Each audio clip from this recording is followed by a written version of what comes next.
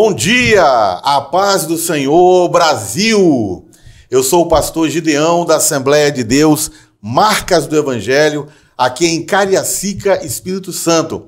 E estou aqui hoje recebendo os professores da nossa Escola Bíblica Dominical de Adultos para estudarmos a lição de número 5. Eu vou então pedir para que eles se apresentem aí para vocês. A paz do Senhor, irmãos. Eu sou Elizabeth, esposa do pastor Gideão. Minha linda esposa está aqui hoje. É uma bênção estar mais uma vez participando desta EBD.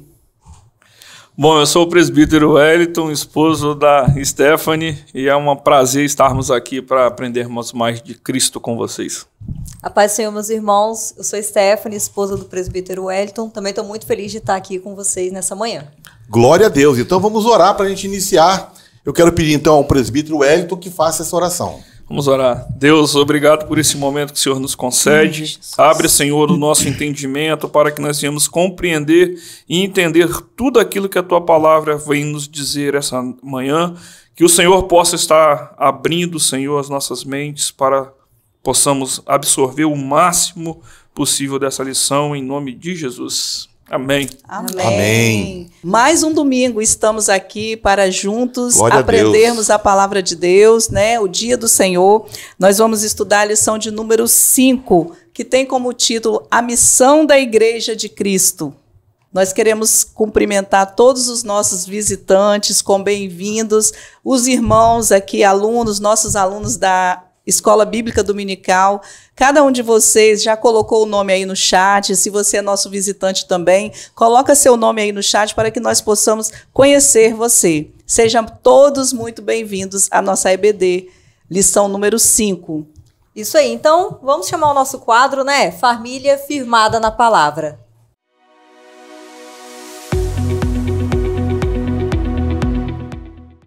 Pai do Senhor, irmão, eu sou o presbítero Fabrício, aqui está comigo a minha esposa Adriana.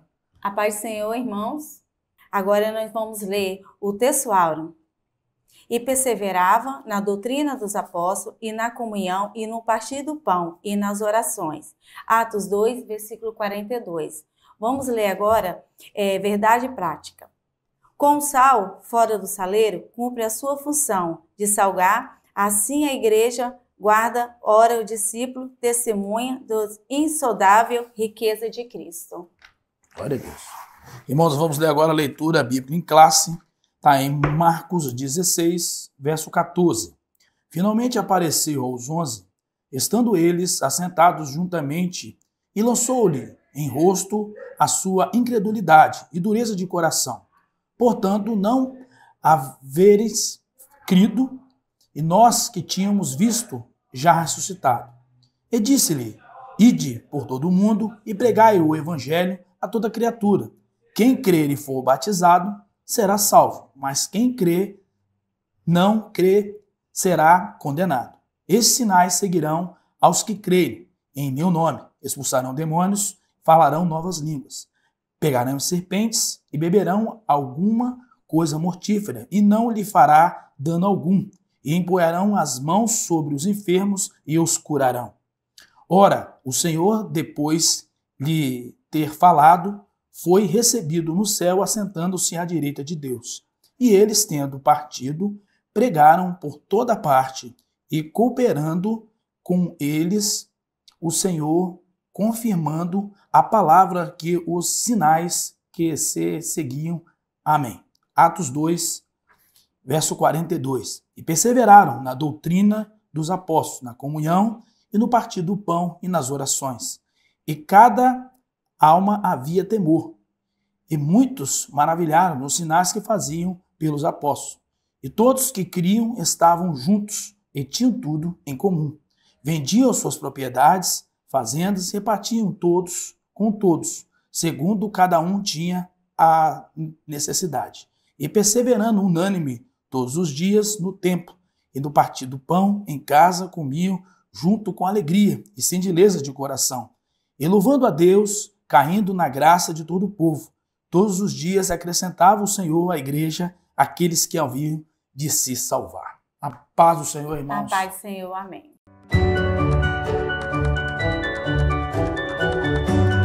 Vamos aqui iniciar então a nossa introdução Uma pergunta importante que a gente precisa responder é o seguinte: qual a missão da Igreja de Cristo?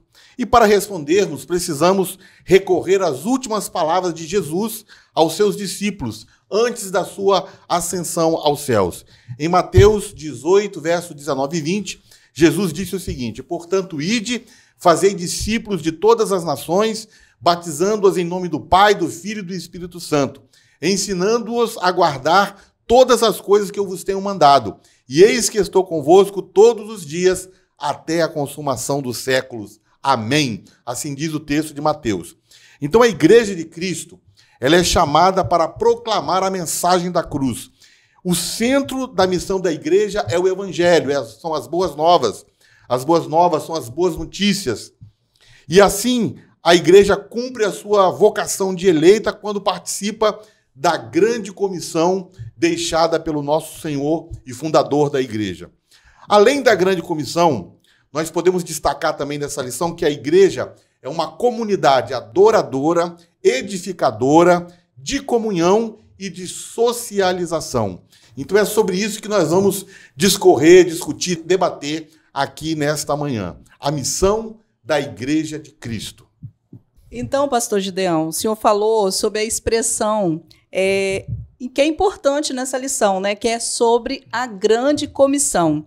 Então, agora nós vamos aprofundar no entendimento, né, do que seria essa grande comissão. Hoje vamos falar sobre a grande comissão. A grande comissão é descrita no Evangelho de Mateus, no capítulo 28, nos versículos 19 e 20, onde Jesus exorta os seus discípulos do alto do monte na Galileia, dizendo: portanto, ide, fazei discípulos de todas as nações, batizando-os em nome do Pai, do Filho e do Espírito Santo, ensinando-lhes a guardar todas essas coisas que vos tenho ordenado. E eis que eu estou convosco todos os dias, até a consumação dos séculos. Amém. Essas são as palavras finais do Evangelho de Mateus, e na língua original grega em que o Novo Testamento foi escrito. Essas palavras são uma ordem. É por isso que nós chamamos de grande comissão e não de grande sugestão. A grande comissão não é uma opção a ser considerada, mas sim uma ordem a ser obedecida. A grande comissão foi feita solenemente pelo próprio Jesus aos seus apóstolos e discípulos, ordenando que fossem a todas as nações. Eles deveriam pregar a salvação comum, ou seja, anunciar: quem quiser, venha e beba da água da vida que é Jesus Cristo. Ou seja, todos são bem-vindos. Esses versos de Mateus também nos mostram 3 ações que devemos fazer para cumprir a grande comissão. Que são: primeiro, ir aos perdidos e fazer deles discípulos. Segundo, batizar novos crentes. E terceiro, ensinar aos novos crentes tudo o que Jesus nos ensinou. A grande comissão não significa que todos nós devemos atravessar o mar para pregar o evangelho. Mas um bom começo seria atravessar a rua para falar de Cristo a um vizinho, a um parente, a um amigo. Hoje nós estamos sendo desafiados a nos tornarmos um discípulo de Jesus Cristo e cumprir a grande comissão. Não apenas como seguidor ou uma pessoa que só vai à igreja, mas como um crente fiel em Jesus, que cumpre o seu chamado. Que Deus te abençoe, meu irmão, para cumprir o ID de Jesus. Muito bem, voltando aqui do quadro, né? Conhecendo a nossa fé, uma explicação aprofundada da grande comissão. E a gente viu que a grande comissão, ela não é, presbítero Wellington, uma opção a ser considerada, né? Um mandamento. É um mandamento, é uma ordem. E a gente desobedecer uma ordem do Senhor é pecado. Então não é uma grande sugestão, é uma grande comissão. E eu gostaria de lançar uma pergunta para os irmãos que estão em casa assistindo aí. Eu gostaria que você colocasse no chat a seguinte questão: o que nos impede de cumprir a grande comissão de Cristo em nossa geração? O que está impedindo você de cumprir a grande comissão nesta geração?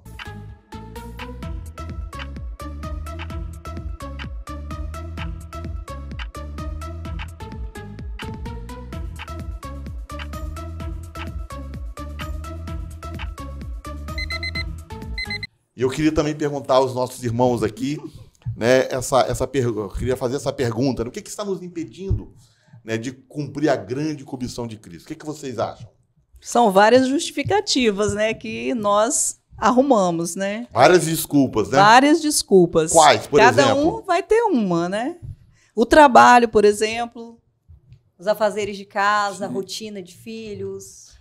Isso a gente vê até na Bíblia, né? No livro de Lucas, o evangelista vai falar sobre a passagem do grande senhor que fez o grande banquete lá e convidou os amigos. E muitos falaram que não ia poder ir, um porque comprou uma casa e teria que ir, outro uma junta de boi. Então, assim... engraçado que parece desculpas razoáveis, né? Sim, o outro, acabei de casar, eu tenho que ir. Então, assim, muitas coisas acaba tomando tempo, né? E impedindo a gente cumprir esse mandamento. Mas esse mandamento, ele é urgente, né? Então, a urgência da obra do Senhor deve se impor diante de tantas outras coisas que são razoáveis, desculpas razoáveis. Agora, presbítero Wellington, vamos entrar aqui no primeiro tópico da nossa lição, que fala assim, pregação e instrução. E eu quero perguntar para você o seguinte, a Igreja de Cristo, ela pode abençoar o mundo? E de que forma, caso ela possa, né? De que forma esta igreja pode abençoar o mundo? Na realidade, pastor, a igreja ela deve abençoar o mundo, né? E uma forma dela abençoar, algumas formas, né, sobre a pregação do evangelho. Pregando o evangelho. E discipulando, fazendo novos discípulos, né, aprofundando palavras em ações. Isso nos faz cumprir esse mandamento. A igreja ela foi fundada em Cristo. Sim. E Cristo ele nos instrui a abençoar o mundo. Assim como está lá em Mateus 16, 18, diz, pois também eu te digo que tu és Pedro, e sobre essa pedra edificarei a minha igreja, e as portas do inferno não prevalecerão contra ela. Amém. Ou seja, aprove Deus construir isso em Cristo na nossa vida. Amém. Agora, presbítero, você concorda então que a salvação é a maior bênção que alguém pode receber? E a igreja tem, digamos assim, falando em termos assim, a igreja tem um produto, né? Sim. A igreja pode oferecer. Sim, com certeza. A salvação, ela traz um sentido para a gente bíblico de redenção. Redenção. Ou seja, ela sai do plano material e vai nos levar exatamente a Cristo. Então, tudo que Cristo nos deixou, que mandou a igreja fazer, isso nos leva a Ele. Então, eu acredito sim que a salvação é a maior graça, a maior bênção que Deus nos proporcionou durante os seus ensinamentos. E nós podemos oferecer esse presente também, né, sim, a este mundo carente e que está precisando, né, ouvir também a mensagem da palavra de Deus. Em Atos 26, 19, eu me recordo que Paulo, né, estava diante do rei Agripa e ele fala o seguinte, rei Agripa, eu não fui desobediente à visão celestial. Quer dizer, aquela visão que ele recebeu de anunciar o mundo, de oferecer Cristo como salvação, como um presente para os pecadores, e ele fala que ele não foi desobediente a essa visão. Irmã Elis, nós já vimos então que a igreja pode abençoar o mundo por meio da pregação, do discipulado, né? E qual é o objeto dessa pregação? Então, o objeto, né, dessa pregação não se refere a uma coisa, se refere a pessoas, né? Então, nesse sentido, os cristãos primitivos, eles não cessavam de ensinar e anunciar a Jesus Cristo, né? Então, pregar Jesus Cristo não é pregar uma coisa, mas não é simplesmente uma mensagem subjetiva, mas é proclamar ao mundo que está, né, caído, decaído, que Jesus está vivo e pronto para salvar. Amém. Todas as pessoas, né? Em 1 Coríntios 2:2, diz que porque nada me propus saber entre vós, senão a Jesus Cristo e este crucificado. Amém, irmã Elise. Esse versículo, inclusive, aí de 1 Coríntios 2:2, né, fala que Paulo ele tinha uma prioridade na igreja, que era falar, né, de Cristo, não só na igreja, mas na cidade de Corinto. Falar de Cristo era a prioridade dele, era a urgência dele. Agora, irmã Elis, a mensagem que nós temos, ela é relevante para os nossos dias? Porque a gente vê assim, né, que o homem do século XXI, ele tem muitas necessidades e ele tem o seu interior, o seu coração completamente vazio. E ele busca, através de bens, prazeres, poder, fama, ele busca preencher esse vazio. Nós temos a resposta para esse homem do século XXI? Então, a mensagem, né, que a igreja prega é uma mensagem relevante, sim. Né? Romanos 1,16, Paulo escrevendo diz, porque eu não me envergonho do evangelho, que é o poder de Deus para a salvação de todo aquele que nele crê. E nós, né, Igreja do Senhor, a grande comissão, ela pode falar de Jesus para transformar as vidas, né, através da mensagem do evangelho. O homem caído, pecador, ele acessa o conhecimento de Deus através da grande comissão, a Igreja de Jesus. Né? Então, essa condição de pecado só vai ser conscientizado pelo homem através da mensagem relevante da palavra de Deus. E como que a gente fala, né, essa palavra? Tornando ela relevante? Através da pregação do Evangelho e através do nosso testemunho, né? Também as nossas ações em relação ao Evangelho de Jesus Cristo. Amém. O Evangelho, então, é o poder de Deus. Né? Esse poder fala do dínamos, né? A palavra grega para poder, o Evangelho como poder de Deus é a palavra dínamos, de onde vem também a palavra dinamite. Né? Então, o Evangelho é a resposta para o homem, para esta geração. Amém. Que bênção que nós temos essa resposta, né? Nós temos esse presente para oferecer para o homem do século XXI. Irmã Stephanie, qual a diferença que tem entre pregar e discipular? Né? Porque nós pregamos o Evangelho, Jesus nos manda também na grande comissão discipular pessoas. Qual a diferença que tem entre pregar e discipular? Bom, vamos lá. Proclamar o Evangelho, né? Pregar o Evangelho é a prioridade de levar a mensagem do Evangelho da salvação para quem está de fora.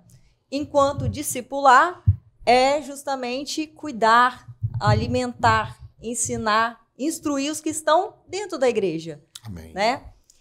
A igreja ela é formada não só por crentes, né? E sim por discípulos. E o que é o discípulo? O discípulo é aquele que desenvolve a sua mente ali para reproduzir e ensinar outro a viver aquela vida que Jesus o chamou. Amém. O pastor Jairo sempre costuma falar, né? É um barco de 2 remos. Se você remar só um lado, só o discipulado, ele vai ficar dando volta. Se você remar o outro lado da pregação, ele vai ficar dando volta. Mas se você remar com os 2 remos, a gente consegue ir para frente. Amém. Então, quase que você respondeu uma outra questão que eu ia falar aqui para nossa irmã Stephanie. E de barco, o presbítero Wellington entende bem, né? Se são coisas diferentes, se pregar é diferente de discipular, qual dos dois é mais importante? Bom, são 2 lados de uma mesma moeda, né? Não tem o mais importante. Os dois são cruciais para o nosso crescimento. Tanto o novo convertido, aquela pessoa que não tem Jesus, vai se converter, como para os já convertidos que estão crescendo na fé. Muito bem. Então, a gente pode ver também através dessa palavra que a nossa irmã Stephanie está colocando aqui, que nós teremos cristãos que eles serão chamados para ministérios específicos. Às vezes uma pessoa é chamada para o ministério da pregação, outras vezes ele é chamado para o ministério de discipular, de ensinar. Então isso faz parte assim, da multiforme sabedoria de Deus, né, que chama uns para uma coisa, outros para outra, de forma que todos têm um trabalho, um serviço no reino de Deus. Para a gente fechar esse primeiro tópico, a gente vai agora para algumas entrevistas com alguns irmãos da igreja. Vamos lá. Estamos aqui no templo da Assembleia de Deus, Marcas do Evangelho, para perguntar para os irmãos qual é a importância do discipulado na igreja. Vamos lá. A paz do Senhor, meu nome é Miriam, E para mim, o discipulado é muito importante, principalmente para ajudar os novos convertidos, os novatos na fé, a aprender as doutrinas da igreja, o que está escrito na Bíblia, porque às vezes a gente lendo, a gente não tem um entendimento perfeito, mas é preciso ter uma ajuda. A importância do discipulado é você estar congregando junto com os irmãos, estar sabendo cada vez mais quantos membros, né, quantas pessoas estão nos visitando e estar sempre fornecendo informações melhores para eles. A importância do discipulado para a igreja é fazer com que a igreja cresça e cresça de forma saudável. Muito bem, irmãos. A importância do discipulado, né? Jesus ordenou aos seus discípulos que fizessem discípulos de todas as nações para que outros pudessem, então, conhecê-los. E o discipulado, ele é necessário para que o novo convertido e para que o crente cresça em maturidade. Senão, né, irmão Wellington, vai ficar sempre uma criança, um menino na fé. Então, ele precisa do discipulado para se desenvolver, para crescer na graça e no conhecimento de nosso Senhor Jesus Cristo. O segundo tópico da nossa lição diz assim: adoração e edificação. Então, também fazem parte da missão da igreja. Sim. A igreja precisa adorar e ela também é uma comunidade edificadora. Irmão Wellington, adorar é muito bom, né? A gente adorar o Senhor. E a adoração, o que significa assim adoração? Adoração é cantar? Adoração é você cantar hinos? Ou adoração tem a ver somente com música? Muita gente, assim como eu, assim como muita gente que foi recém-convertido, achava antigamente que a adoração se resumiria só a essa questão de cantar. Mas não, a adoração ela vai muito além. Muito além. A palavra de Deus ela diz que, na realidade, tudo que nós fazemos em nossa vida, ela precisa ser uma forma de adoração ao Senhor. Assim como diz em 1 Coríntios 10, 31, portanto, quer que vocês comam, bebam ou façam qualquer coisa, faça tudo para a glória de Deus. Ou seja, a minha vida tem que ser um sacrifício para Cristo. Tudo que eu fizer, tudo que eu falar, que eu agir, o meu jeito na escola, no serviço, tudo tem que ser uma forma de adoração a Deus. E onde começa, então, o meu culto? Se isso que você está falando é assim mesmo, então o meu culto começa onde? Em casa. Em casa. Se eu não tiver meu culto em casa, nada... Amém. Agora, qual é o objetivo de uma vida de adoração? Vamos botar que é um sentido principal, fundamental, é honrar a Deus. Dar honra a Deus. A Ele. Honrar a Deus, relacionamento com Deus também, a gente poderia colocar nesse pacote aí, né? Relacionamento com Deus, comunhão com Deus. Romanos 12:1 diz: rogo-vos, pois, irmãos, pela compaixão de Deus, que apresentei-vos os vossos corpos em sacrifício vivo, santo, agradável a Deus, que é o vosso culto racional. Então, assim, esse versículo ele já resume tudo, assim. Tudo tem que ser centralizado em Cristo, a adoração. Amém. Agora, irmã Stephanie, o que significa dizer que a igreja é uma comunidade edificadora, que além de adorar, a igreja também edifica, né? O que significa isso? Isso aí. Bom, a edificação ela é um processo de crescimento espiritual, né? Então, um cristão que vive de acordo com a vontade de Deus, obedece o que Deus determinou para ela vai, então, viver em obediência, em constante crescimento, né? Que a palavra diz, né? Sim. Crescer, né? Não é só cresça e ponto, não acaba. Então, a edificação é algo contínuo na vida de nós cristãos, né? Não acaba. E a palavra aí traduzida edificar é no sentido literal, de construir um edifício, né? Que vai crescendo, tijolinho por tijolinho, tijolinho por tijolinho, e não para. É algo contínuo na nossa vida e na vida uns dos outros. Né? Em Efésios 4:12, Paulo diz, né? Querendo o aperfeiçoamento dos santos para a obra do ministério, para a edificação do corpo de Cristo, Deus pôs então na igreja os apóstolos, os evangelistas, os pastores, os mestres, para a edificação do corpo de Cristo, né? Onde nós somos apoiados pelos nossos líderes, nós somos instruídos, somos cuidados, ensinados, né? Da mesma forma como também nós somos edificados com os dons espirituais. Amém. Agora, irmã Stephanie, você falando aí, me veio aqui a seguinte questão.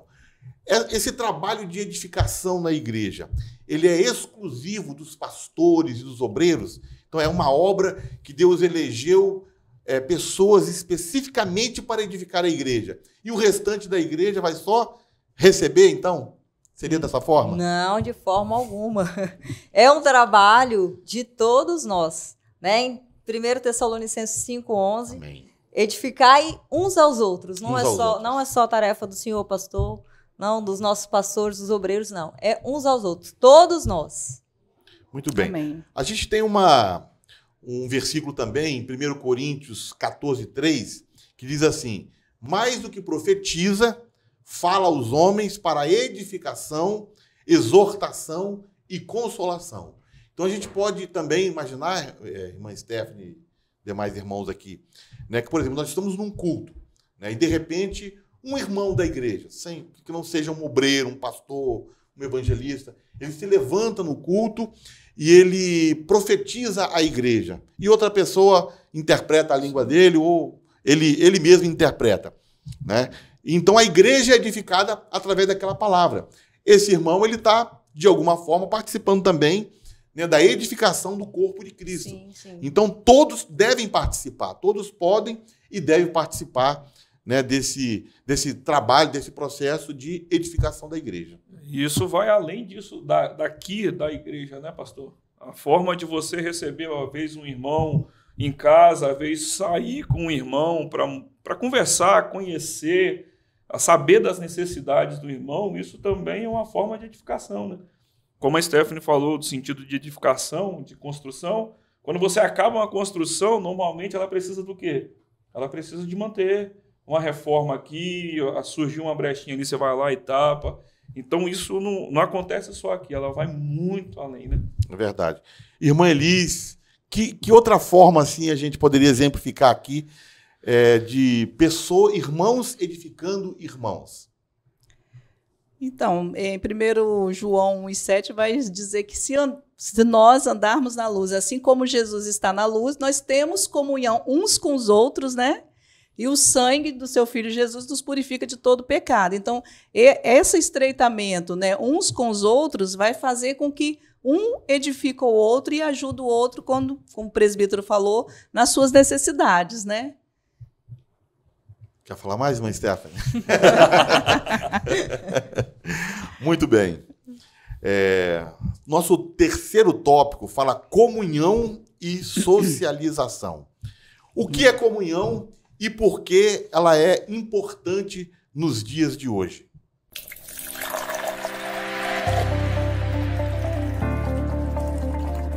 Isso, irmãos, então estamos aqui no quadro Café Teológico com o nosso pastor Jairo. Bom, como nós estamos tratando sobre comunhão, pastor, um dos pilares da igreja primitiva, nós sabemos, né, que é a comunhão entre os irmãos.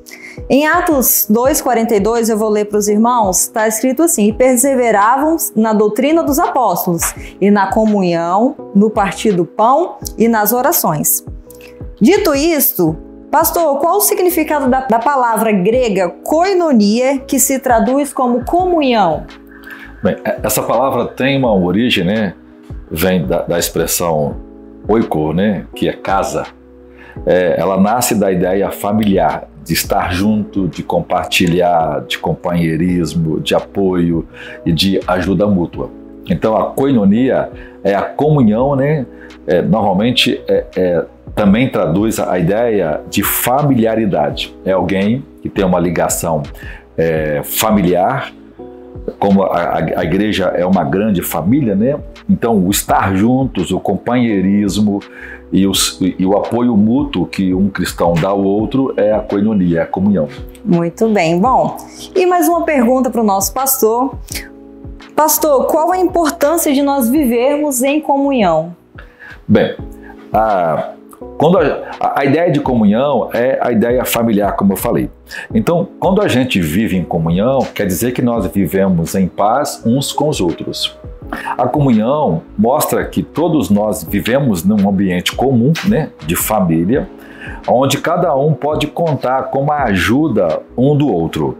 Ou seja, a comunhão é a expressão do amor. Onde há amor, há companheirismo, há intimidade, há suporte, né, dado ao outro. Então, uma igreja bíblica, né, é uma igreja onde os membros têm comunhão uns com os outros. Eles podem compartilhar suas dificuldades, eles podem ser ajudados, né? Eles recebem apoio mútuo.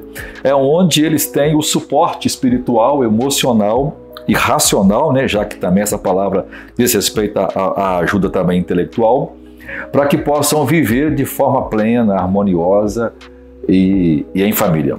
Muito bom. Então é isso, irmãos, queremos agradecer, né, pastor, a participação na aula de hoje. Vamos voltar para a aula?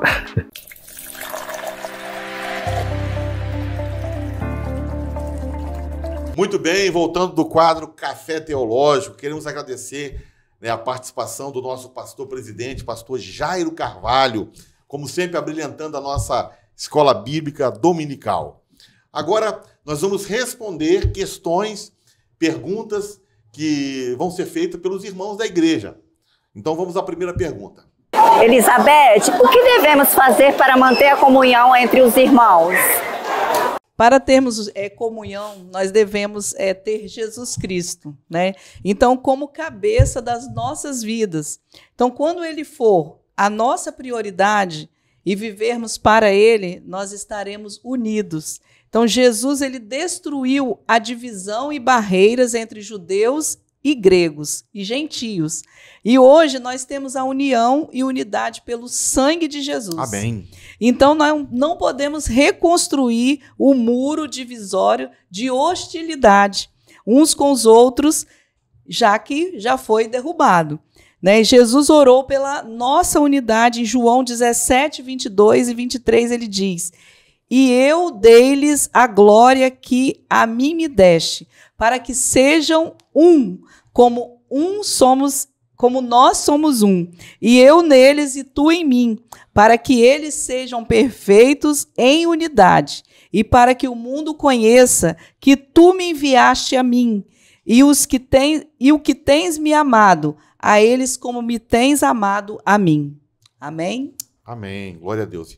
Então nós precisamos, uma vez que nós temos união, uma vez que nós estamos em comunhão, nós precisamos manter essa unidade, né? É verdade. Manter essa unidade, porque a unidade da igreja, ela diz muito quem é a igreja, né? Porque Jesus já havia falado, conforme você falou em João 17, na oração sacerdotal dele, que o mundo nos conheceria através da nossa unidade, olhando para nós, para a nossa comunhão, para a nossa unidade.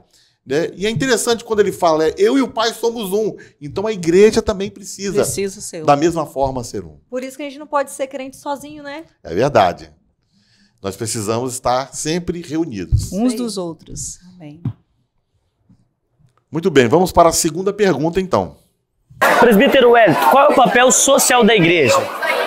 Respondendo à pergunta, nós também expressamos a nossa fé na esfera pública, né? Ela também tem o seu lado social. Segundo Romanos 12:13, devemos socorrer os necessitados. Diz assim: comunicai com os santos as suas necessidades, segui a hospitalidade. Ou seja, temos que ser um povo hospedeiro. Também Tiago 2:15-16 diz: e se o irmão ou a irmã tiverem nu e tiverem falta de mantimento cotidiano, e algum de vós lhes disser, ide em paz, aquietai-vos e fartai-vos, e não lhes deres as coisas necessárias para o corpo, que proveito vai dar? Então, assim, não adianta nada eu querer ser igreja, querer trabalhar a questão espiritual das pessoas e não sentir a dor, a necessidade, trazer o bem para elas na esfera social também. Então, a gente tem uma grande relevância aí na esfera social também. Tem muito trabalho a fazer nessa área aí, né? São muitos os necessitados. Agora, eu queria citar um ponto também aí, presbítero Wellington, em 1 Coríntios 12:28, quando Paulo disse assim, olha, a uns pôs Deus na igreja, primeiramente apóstolos, Sim. em segundo lugar profetas, em terceiro doutores, e depois dons de curar. E depois ele fala socorros, né? Então, quer dizer, o que é o dom de socorrer? É de prestar justamente isso, prestar, né, ajuda, principalmente aos domésticos da fé. Né? Porque a palavra de Deus nos diz, fazer o bem a todos, sobretudo aos domésticos da fé. Então, nos dons espirituais tem também esse dom, que é o dom de socorrer as pessoas. Né? E às vezes a gente pensa que os dons espirituais são apenas aqueles 9 dons, né, que Paulo falou ali em 1 Coríntios 12, mas tem mais dons e alguns deles estão ali em Romanos, né? E Romanos 12 também, ele fala, né, que aquele que tem o dom de servir, que sirva. Sim. Então nós temos na igreja pessoas que são chamadas para isso, são impulsionadas por Deus para isso, para servir. Então quem tem o dom, sirva. É uma coisa que todos nós podemos fazer. Podemos fazer. Sim. Tem os que têm um dom, uma chamada especial para isso, mas é uma comissão. É igual oração. Não tem esse negócio de, eu não faço parte do ministério de oração, então não vou orar. Não, a mesma forma a Todos questão podem. social. Todos podemos ajudar. Hein? Uma observação aqui na lição, né, que trouxe, que diz assim, o amor manifesto em ações é evidenciado na comunhão entre os irmãos e contribuição social da igreja como expressão de fé na esfera pública. Né? Tudo isso que foi abordado, né, aqui na nossa parte social mesmo. Isso aí, o amor materializado. Né? Isso. Muito bem. Vamos então para a nossa conclusão, irmã Stephanie. Bom, irmãos, nós vimos, né, que a Igreja de Cristo ela tem uma grande missão aqui nessa terra. Né? Nós somos chamados para ser sal e luz. Sal para salgar o mundo, né, com a mensagem do Evangelho, né, nesse mundo tão caído, cheio de pecados, corrompido, e luz para nós resplandecermos nas trevas que nós vivemos.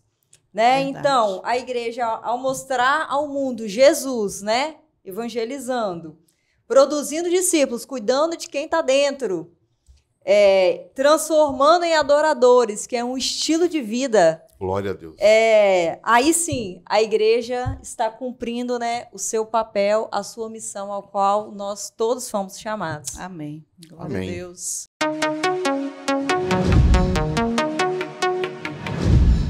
A paz do Senhor, irmãos, chegamos ao momento perguntas e respostas. Queremos fazer uma avaliação sobre o conteúdo dessa aula, se vocês estão afiados no que foi ensinado. Vamos fazer algumas perguntas e vocês terão um tempo na tela para responder. Vamos então para a primeira pergunta. Como é exercida a missão da igreja? Tempo na tela.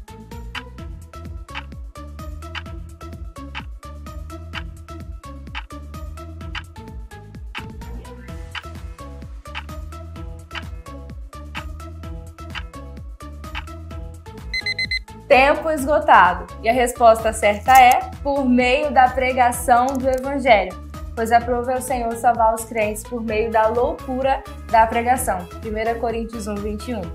Então vamos para a segunda pergunta. Qual o sentido do substantivo discípulo? Tempo na tela.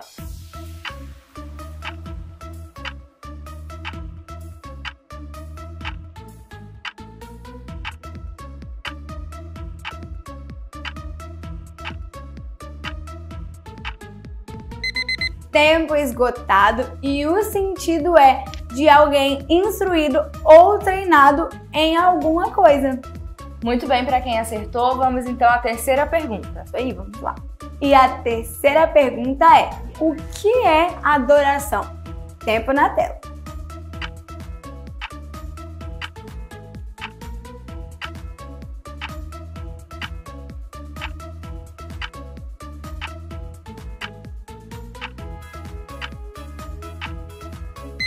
E a resposta certa é que, no sentido bíblico, a adoração é dar a glória que é devida somente a Deus. É tirar a atenção de nós mesmos e concentrarmos unicamente em Deus.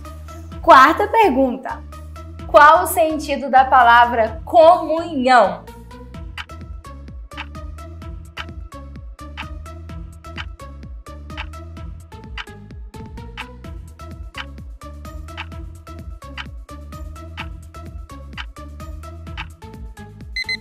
tempo esgotado e o sentido é literalmente de parceria, participação e comunhão espiritual. Fiquem com Deus, irmãos. Deus abençoe. Tchau!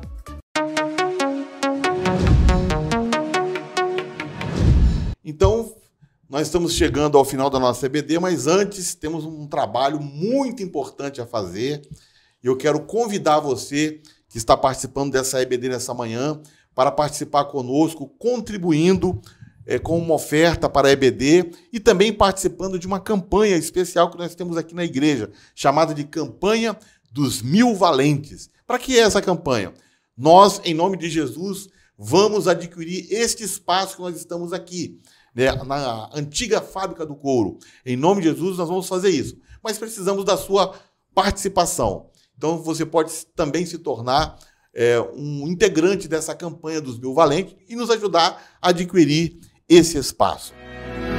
Sim, mas verdadeiramente guardareis os meus mandamentos. Eu rogarei ao Pai, Ele vos dará o Consolador, o Espírito da verdade, que o mundo não pode receber, mas Ele habita em vós e estará em vós para sempre.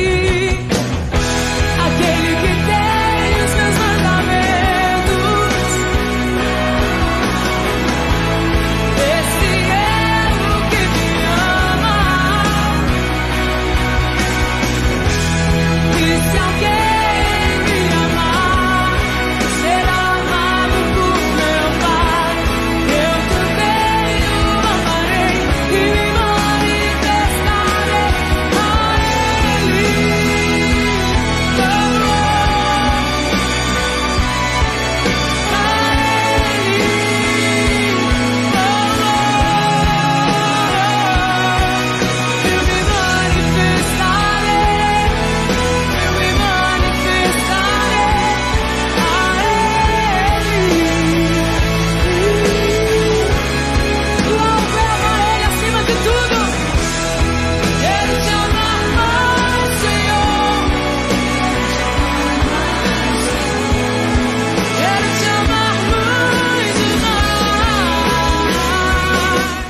Então vamos agradecer ao Senhor, vamos orar, encerrando a nossa escola bíblica dominical. Presbítero Wellington, vamos orar. Amém. Senhor, obrigado por esse tempo que o Senhor falou aos nossos corações. Obrigado, Senhor, por cada aluno que está acompanhando essa lição, aqueles que irão acompanhar ainda. O Senhor possa falar aos corações, que nós possamos estar realmente sendo verdadeiros adoradores, ajudando uns aos outros, e que Tua glória, Senhor, possa permanecer em nós. Abençoe, Senhor, as famílias, os irmãos, em nome de Jesus. Amém. Amém. Até mais, irmãos. Até mais. Tchau. Tchau.